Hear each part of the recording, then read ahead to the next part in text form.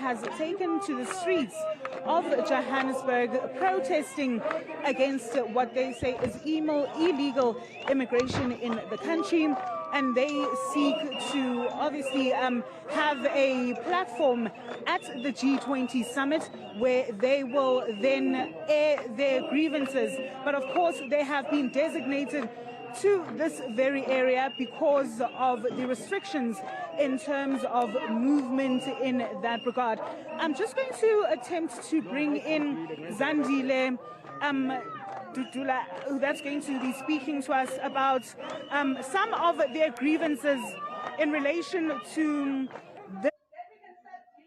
this particular protest at the moment. Zandile, you are the leader of Operation Dudula. We recently heard from a Gauteng High Court essentially saying that the operations that were being conducted by Operation Dudula were unlawful and should not have taken place.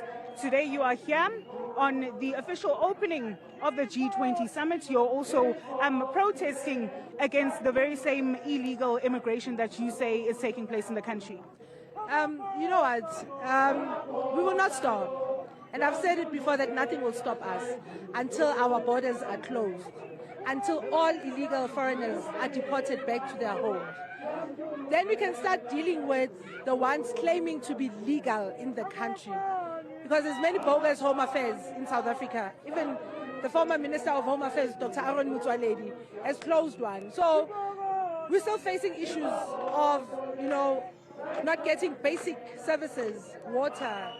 Unemployment rate is high in South Africa. Crime is escalating on a daily basis. If we can start dealing with the issues of immigration, a lot of doors will open. I tell you, if our enforcers can start enforcing these laws, our inspectors must go to these companies and make sure that the people that are working in those companies are the right people. Then the employment rate will drop, the unemployment rate will drop. Service delivery will be better because you go to the cities, even in townships and other suburbs. Properties are hijacked by foreigners. They rent them out. They don't pay services. They don't pay lights, they don't pay water. So this means cities don't receive any revenue. That's why we have bad service delivery in this country. But our government doesn't think like that. I'm not sure. I think they've lost touch with communities. And when they sit there and discuss, I don't know what is it that they're thinking, but ordinary South Africans are suffering on the ground. It's a privilege that the summit is hosted by South Africa. It's the first in Africa. It's the first time it comes to Africa.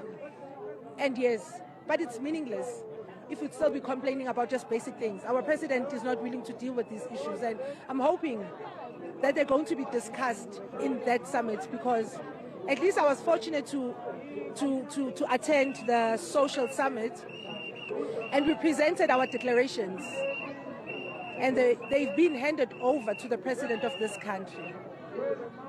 Now it's up to him what he does with those declarations, because we spoke about immigration. We spoke about we want him to declare state of emergency when it comes to immigration issues. I hope he's going to listen to that. How do you respond to the criticism, essentially, that Operation Dudula is using foreign nationals as a way, instead of going to the heart of the issue, which is with government? It is government that is supposed to be providing these services, right? But you have the manner of approach that Operation Dudula is using in relation to foreign nationals. What do you have to say to that criticism? Since Dudula's inception, we've been marching to different organizations. I think we've submitted more than 100 memorandums fighting the government head-on to say these are the issues. Went to Home Affairs, went to Department of Basic Education, we went to the police department. We've went everywhere, to each and every department, to talk about the same issue. But because there is no political will to deal with it, then we must go to the streets. And that's why you'd find us stationed at healthcare facilities, going to the schools, because we as ordinary South Africans, when you see that there is crime happening somewhere, then you can effect Section 42 of a Criminal Procedural Act, which is citizens' arrest. We have that right. That's what the courts have missed on the judgment. Tell us, you say that you've made contributions in the social summit towards that declaration. What are some of those contributions and how do you expect them to be effected? So we spoke about having our borders closed, sending off all illegal foreigners, but also the issue of employment. South Africans are unemployed. And the issues of crime and corruption within the government entities. We spoke about it. That's why I'm saying that I'm hoping that they will talk about them and discuss them. So that if really South African president doesn't have the capacity to deal with it, he can receive advisors from the people that he's sitting with that side. And I'm hoping it will be dealt with because it's a burning issue in this country.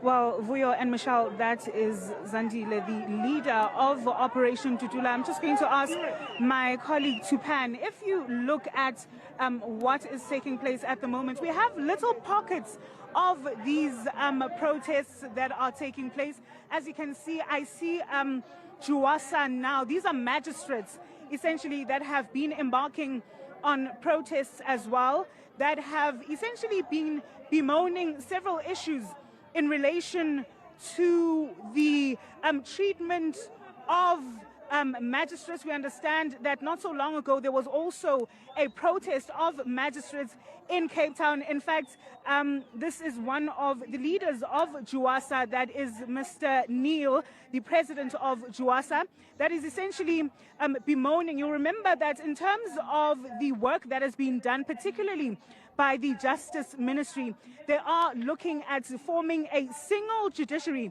that is judges, justices, as well as magistrates. And so there's also the issue that they say plague the lower courts, that's your magistrates courts, your circuit courts as well. And so they bemoan a lot of what they say is not equal justice in this regard.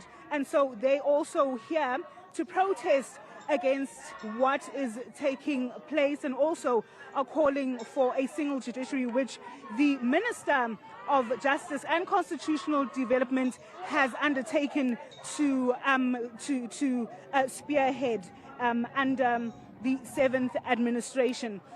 We also have members of the MK party that are also protesting as well. Of course, they are also protesting against the late judgment of the Constitutional Court in relation to the Phala matter. You'll remember today is the 22nd of November 2025. It was this day last year, the 22nd of November 2024, when the Constitutional Court heard that matter in relation